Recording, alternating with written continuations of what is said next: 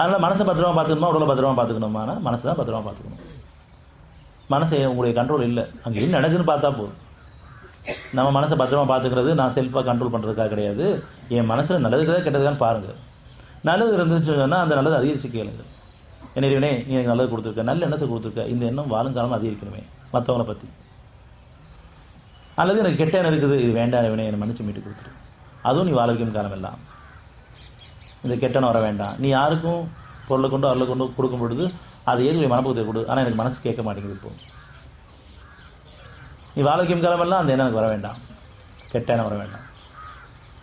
உங்ககிட்ட நன்மை அடையணும், என்கிட்ட மற்றவங்க நன்மை விளையணும். தீமைகள் இருக்கக்கூடாது, என் மூலமாக தீமை பரவும் கூடாது. நம்ம மூலமாக எந்த வகையிலும் தீமை பரவக்கூடாது. என் எண்ணங்களையும் சரி, என் பேச்சுகளையும் சரி, என் செயல்களையும் சரி, என் பார்வைகளையும் சரி, மற்றவங்களுக்கு தீமை பரவக்கூடாது, அது தொடரவும் கூடாது.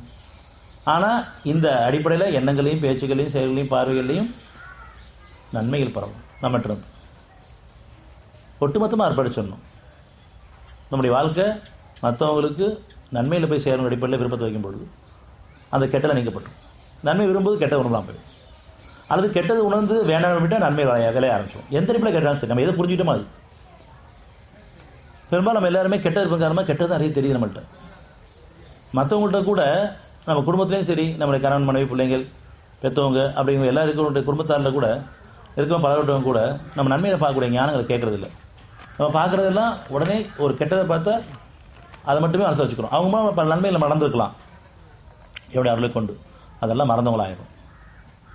ஒரு தப்பு நமக்கு எதிராக நம்ம புரிஞ்சு கூட தப்பாக இருக்கலாம், அல்லது அவங்க சில காரியங்களில் பலவீனத்திற்காம சில ஏற்பட்டிருக்கலாம். அதை மட்டுமே நம்ம பெருசுபடுத்துகிறோம். நீங்கள் பிடித்தால் கொடியுறுப்பு பிடிக்கிறீர்கள். இவ்வளோ காலம் நன்மையில் அடைஞ்சிருக்கீங்க, ஒருத்தருக்கு ஒருத்தர் இன்னும் அருளை கொண்டு நம்ம அனுமதியை கொண்டு, அதுக்கு கொஞ்சம் நினச்சி பார்த்தோன்னு சொன்னால் இந்த குற்றம் பெருங்குற்றம் ஆயிடாது. இறக்கம் வந்துடுவாங்க மேலே.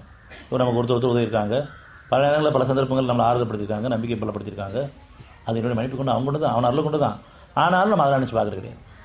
ஏதாவது ஒரு சாக்கு கிடைக்குமா மற்றவங்களை பெருங்குற்றவாளி ஆக்குறதுக்கு. அப்படி ஏதாவது கிடைச்சுன்னு சொன்னால் அவங்களுக்கு கொடியுறுப்பு பிடிக்கிறோம். நீங்கள் பிடித்தால் கொடியுறுப்பு பிடிக்கிறீர்கள். அப்படி பிடிப்பதன் காரணமாக அவங்க மன்னிக்கவே மாட்டேன்னு சொல்லும் பொழுது, மன்னிக்கவே முடியாதுங்கிற அளவுக்கு போகும்போது நம்ம மற்றவங்கள்ட்ட மன்னிப்பு கேட்கக்கூடிய ஒரு சூழ்நிலையையும் உருவாக்கலாம். எனக்கு ஒரு சந்தர்ப்பம் அமைக்கும் பொழுது மற்றவங்க மன்னிச்சு பழகுங்க, ஏன்னு சொன்னால் என்னுடைய பாவத்துக்கு பரிகாரமாக இது இந்த மன்னிப்பு தேவைப்படுது, நான் உங்களை மன்னிச்சு வாழ வச்சுட்ருக்கேன். மனித செய்யும் அக்கிரமங்களுக்காக இறைவன் உடம்பு பிடிச்சா ஒருத்தர் மிஞ்ச மாட்டோம் நம்ம எல்லாருமே. நான் உங்களை மன்னிச்சு வாழச்சும் என்னுடைய குணங்களை பின்பற்றுங்க, குடும்பத்தாரை மன்னிச்சு பழகுங்க, உங்களோட இருக்கும் பழகணும். ஆனால் மன்னிக்க முடியாது, மன்னிக்க மாட்டேன் அப்படின்னு நீங்கள் மனமோடு இருக்கும் பொழுது நம்ம மற்றவங்கள்ட்ட மன்னிப்பு கேட்கக்கூடிய சூழ்நிலை உருவாகும்.